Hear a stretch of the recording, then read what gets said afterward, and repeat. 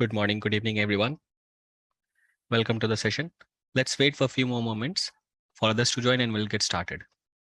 Now, my name is Rakesh Kumar Singh. I'm your host and your trainer for Selenium certification program. And from here onwards, we are going to go ahead and understand everything related to the automation testing. Before moving ahead, let us talk about something that is related to our topic and the interest. Say, for example, guys, this is our system, and inside this, we have a browser. And inside this browser, we are trying to open uh, some type of application, say Facebook only, facebook.com.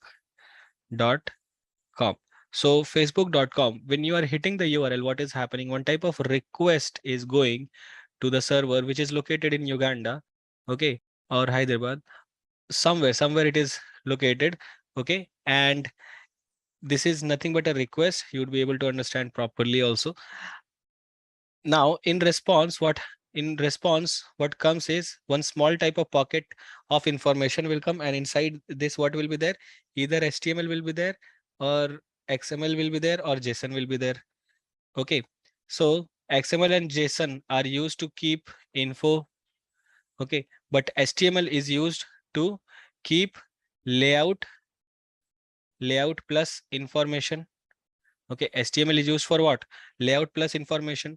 So whatever the response that you will be getting, whatever the layout, whatever the structure of the website will be there inside this information packet, that will get downloaded in the browser, and then only you will be able to see to it.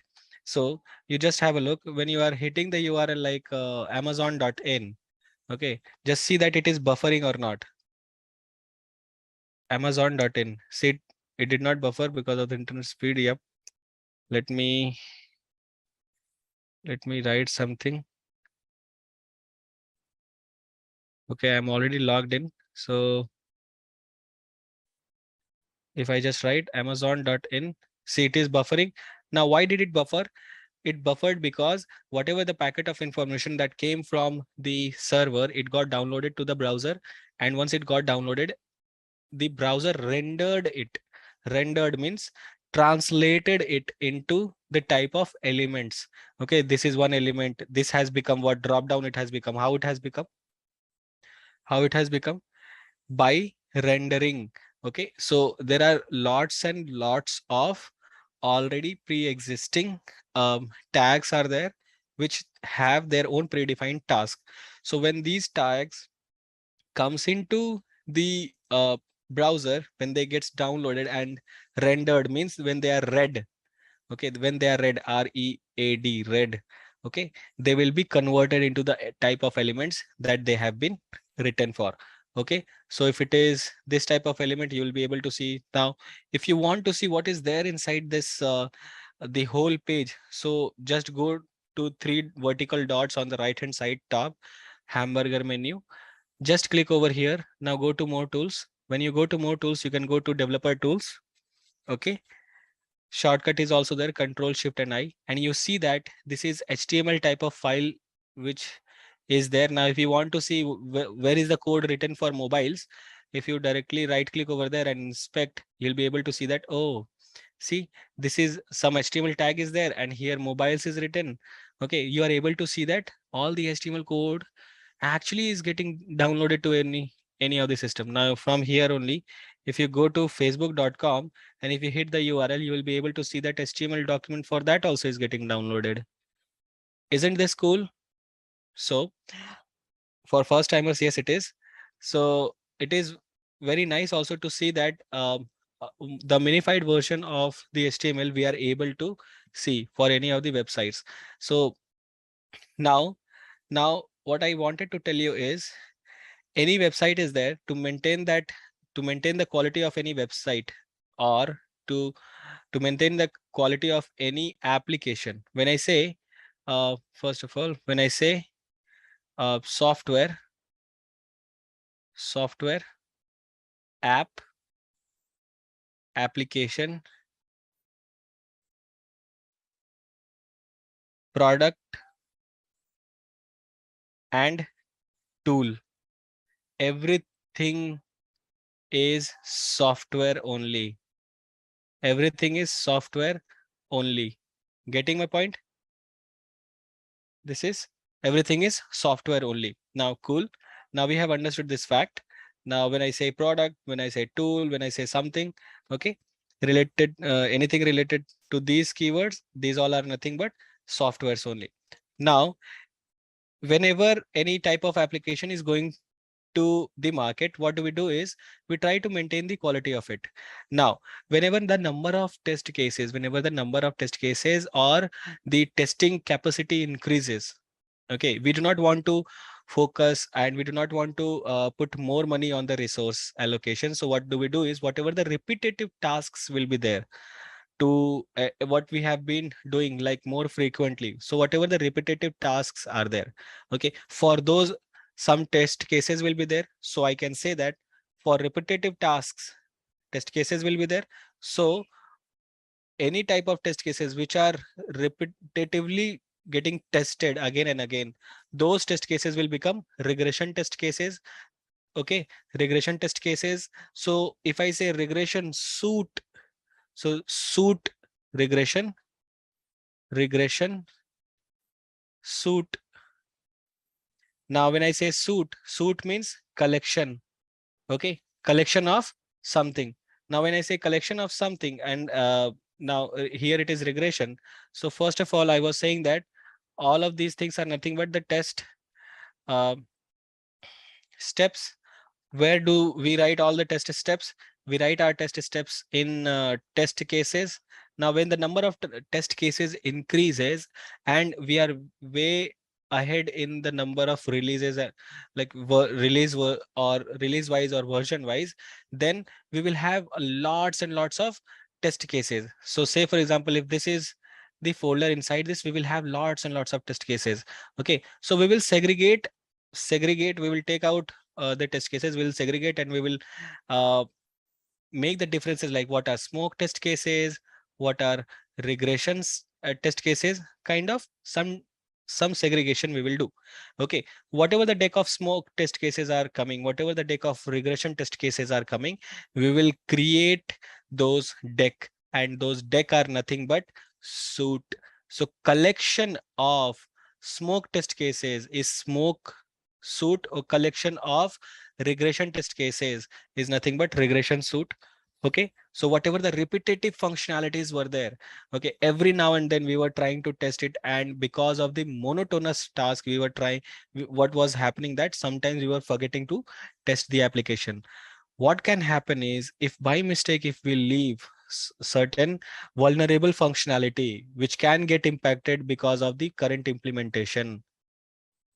Okay, so those vulnerable functionalities, if they are critical, they will get impacted, and by mistake if we have not done the testing, we will be in the AC room.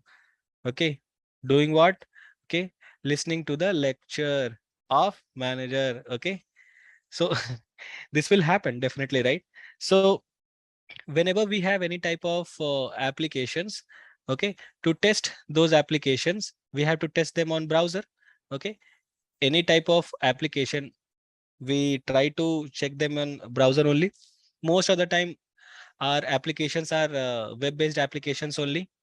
So if it is Chrome, to talk to Chrome right now, human intervention is required. We are doing manual activity. By the way, when I say manual activity, nothing but manual testing. Whenever this manual testing is happening,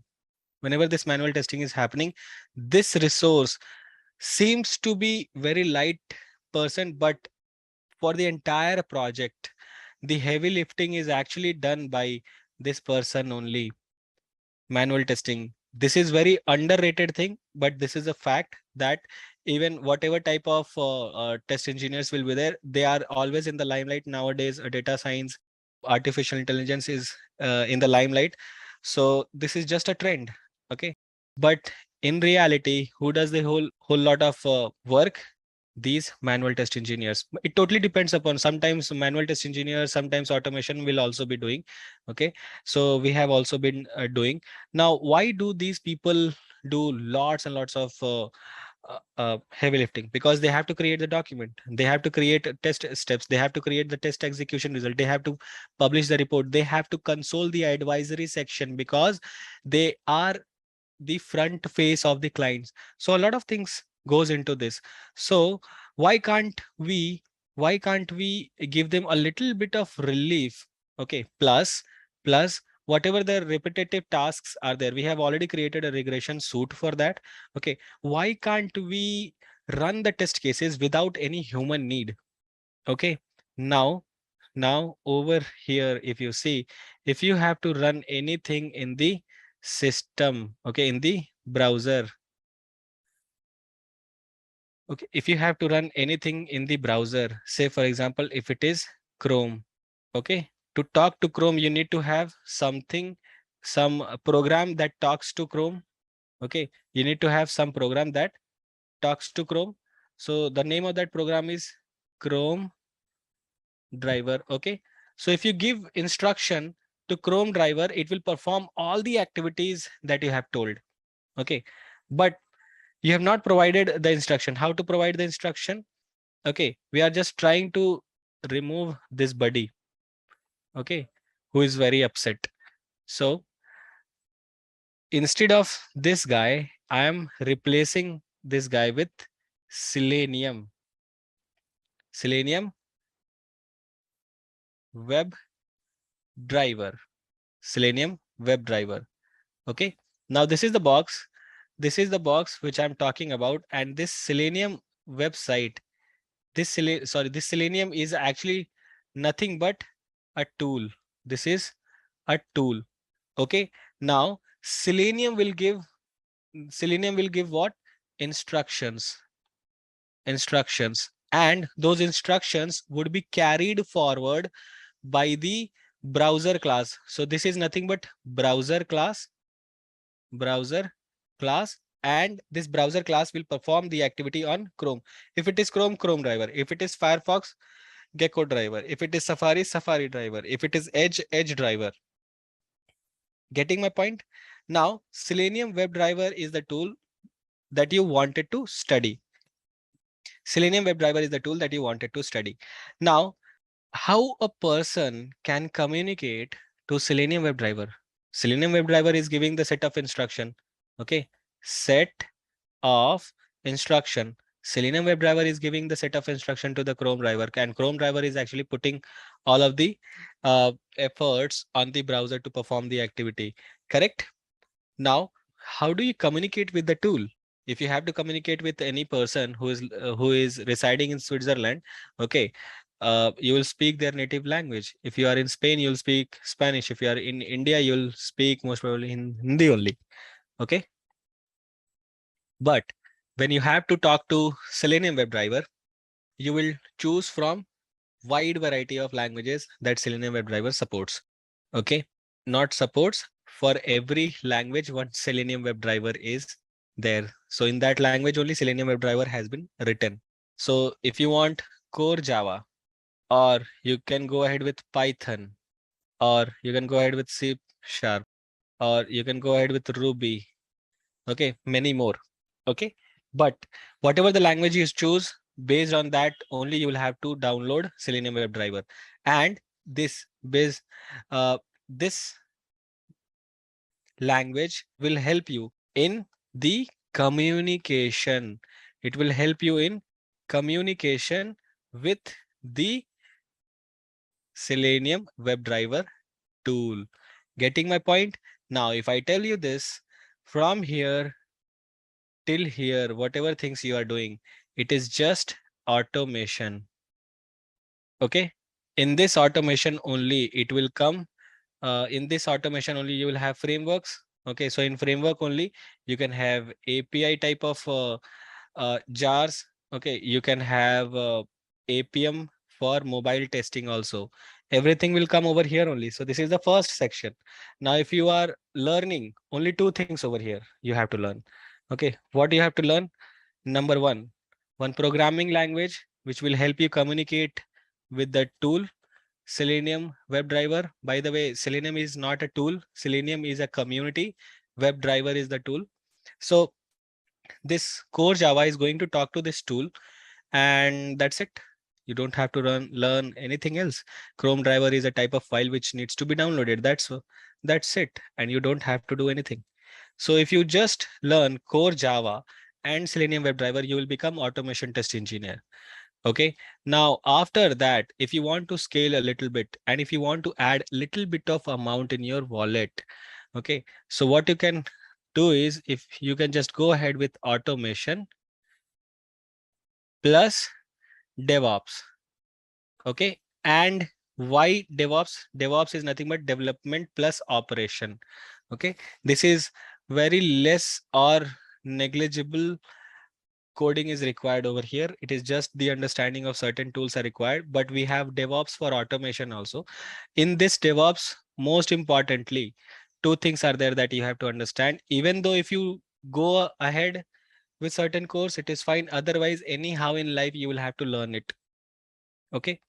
If you learn it later, your package will increase. If you learn it before, your package will increase. But not only learning, practical implementation should also be there, because people are, this is the very easiest thing actually, but people are afraid of this. Okay, because they get very less chance to work on this. But when whoever works on this, they are leaders only. I mean, in terms of like, people will think as if he's a leader, he knows so much, so many things, so much of exposure he has. People will always admire you. So Git plus Jenkins. Okay, so Git plus Jenkins, these are just the vendors. Instead of Git, you can go ahead with Bitbucket. Okay, when you are going ahead with Bitbucket, you can go ahead with Bamboo. Okay, Bitbucket and Bamboo vendors are same. Jenkins is different. Jenkins is very popular, and Git is also popular. So for Git, we have Git, GitHub, Bitbucket, SVN. Now here we have Jenkins, Bamboo. These all things are there. Very, very simple. Now, if you learn DevOps, whatever DevOps you will have to learn, you will have to learn DevOps only for automation. But extra, if you learn like Git, you have learned, Jenkins, you have learned. Okay, if you have learned this everywhere, it will be same only. Once, like whatever you have learned in Jenkins, that same thing will be applicable in Bamboo. Whatever you have learned in Git, that will be applicable in Bitbucket. Okay, getting my point? Now, nowadays, I mean, in my company, in my own project, I'm creating one framework. We are migrating from on-prem to the cloud. Okay, in automation. So what we are trying to do is, when we are migrating from here to there, so what we have to uh, check over here is, we also have to learn Docker. There are many, but one or two things I'm just writing: Docker plus Kubernetes. Very simple concepts these are, but after 2 to 4 years of experience in automation only, just go ahead with this, otherwise it will be too much. But right now, what is our focus, guys? Automation. Okay, number one step. Number two is this, which is this and this. Then number three is this much part. Okay, we would like to change my profile into automation, would like to attend session. Definitely you can attend. Whatever you like, you have experience, 12 years of experience in manual only, right? So no worries. You have golden chance, because you have 12 years of experience. You can show 7 to 8 years of experience in automation. I'll just say that if you learn Selenium WebDriver once, that's fine. Do one practice, but focus more on core Java. You'll be able to crack whatever your package would be. You can double it. Even though right now someone was saying that market is unstable. Okay, even though right now you can hit a 6, because already you have exposure. You will be very good in speaking in IT industry. As per my experience and maximum exposure that I have got, I am just 1% of the entire IT industry, nothing. Okay, but whatever I'm telling, that is absolutely uh, crystal crystal learning that I have got in IT industry. Two things work: communication and confidence. That's it. Even though you don't know few things, people will buy you because of your confidence. Okay. Yeah. What about Python? Okay. See, Python and core Java both are same type of language only, and they all started by during the same year or 1 or 2 years here and there. They have very good perfect community support. If you'll end up in trouble, like related to one comma, one any small thing, okay, you can get the community support. You just put your question in the Google, someone would have faced that and they might have written their answer. Same thing is there with Python also. So Python is actually very easy because very less number of lines of code we write over here. But when 1.8 version of core Java came in, Lambda function also came in, people do not write that much uh, yielded code in core Java, but still core Java also can perform same type of activity in less number of lines of code. Also, you can write your code in core Java using Lambda function. Okay. Heard like Python is much easier than core Java. Yes, absolutely it is. And let me tell you one thing, guys. Whenever you are thinking that any programming language like core Java, any programming language like core Java, if it is, okay, every programming language will have two things, right? Theory for OOPS concepts, correct? And they will have practical, correct? Theory is 80% same everywhere. Inheritance, okay, overloading, overriding, okay, uh, abstraction, interface, okay, like all of these things. 80% it would be same. Practical implementation with little bit of syntactical changes, it is almost same to other language, same to other languages. So if I tell you that if you focus more, if you just focus more on core Java, okay, or Python, any programming language, and if you learn it hard, it's not hard at all. It's not hard at all. You will not believe I was an MBBS candidate, but because of that, I mean, I was not able to do that. So I had taken this computer science in my school days, and I tore my book and into two parts and I threw it away because I never liked core Java at that point of time. And today I'm earning my bread and butter because of this only.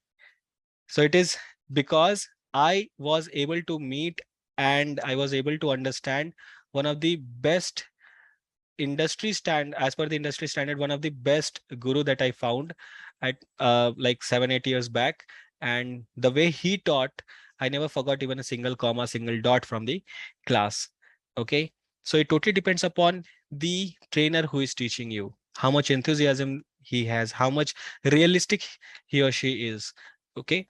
So if you learn one programming language, guys, you will be able to switch on to any programming languages in least 3 days, max 7 days. Okay. Practical is independent. Okay. Theory is dependent.